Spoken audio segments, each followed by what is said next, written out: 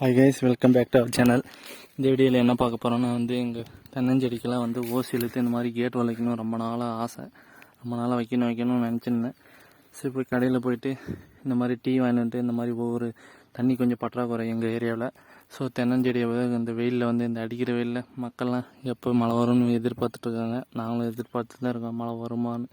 இந்த வருஷம் ரொம்ப தண்ணி பஞ்சம் வரும் போல். சரி, அதனால் தென்னஞ்செடியெல்லாம் எப்படியாவது காப்பாற்றணும்னு சொல்லிட்டு ஒவ்வொரு செடிக்கும் ஓசு போட்டு தண்ணி டெய்லியும் பிடிச்சி ஊற்ற முடியாது.